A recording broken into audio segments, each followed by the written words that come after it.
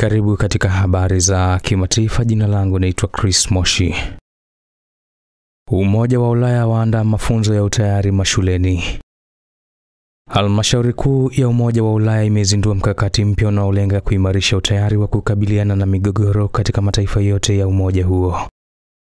Mkakati huo unajumuisha mipango ya kuanzisha mafunzo shuleni kuhusu jinsi ya kukabiliana na dharura.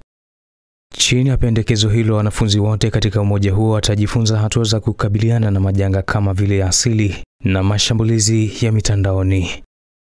Katika taarifa, halmashauri hiyo imesema kutokana na ongezeko la mivutano ya siasa za kikanda pamoja na migogoro, vitisho vya usalama wa mtandao, udanganyifu wa habari za kigeni, mabadiliko ya hali ya hewa na kuongezeka kwa majanga ya asili, umoja huo unahitaji kuwa tayari kulinda raia wake. Kwa upande wa rais wa halmashauri hiyo, Ursula von der Leyen, amesema ukweli mpya unahitaji kiwango kipya cha utayari barani Ulaya. Hata hivyo, mpango huu bado unahitaji kuidhinishwa na wanachama wa Umoja wa Ulaya na Bunge la Ulaya. Na huko Mashariki ya Kati, Netanyahu atishia kuikamata Gaza Hamas isipoachilia mateka.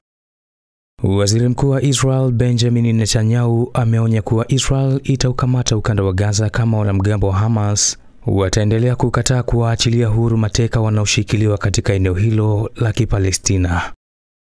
Netanyahu ametoa kauli hiyo jana Jumatano mbele ya bunge la Israel Knesset. Tunabadilisha taswira ya Mashariki ya Kati na mapigano yanaendelea Gaza. Kadiri Hamas inavyoendelea kukataa kuachilia huru mateka wetu, ndivyo tutakavyozidi kuipa shinikizo. Ninasema hivi kwa wenzangu bungeni na ninasema hivi pia kwa Hamas. Hii ni pamoja na kuyachukua maeneo na hatua nyingine ambazo sitazielezea hapa, alisema Benjamin Netanyahu. Israel imeapa kuongeza shinikizo la kijeshi hadi wanamgambo hao watakapowarudisha mateka 59 waliosalia, ambapo 24 kati yao wanaaminika kuwa hai. Israel pia imeitaka Hamas kuwanyang'anya silaha viongozi wake na kuwapeleka uhamishoni. Mwisho, waziri mkuu huyo ametuhumu upinzani nchini Israel kwa kuchochea machafuko baada ya maandamano ya siku ya hivi karibuni ya kuipinga serikali yake. Na kwa kuhitimishia, rais wa Kosovo amesema Kenya imeitambua nchi yake. Kenya imekuwa taifa la hivi karibuni zaidi kuitambua Kosovo kama nchi huru. Hayo yameelezwa na rais wa Kosovo Vjosa Osman, ambaye pia ameahidi kuanzisha uhusiano wa kidiplomasia na Kenya. Kwenye chapisho katika ukurasa wake wa Facebook, Osman amesema Kosovo inaendelea kupiga hatua katika ushirikiano na uimarishaji wa nafsi yake kimataifa.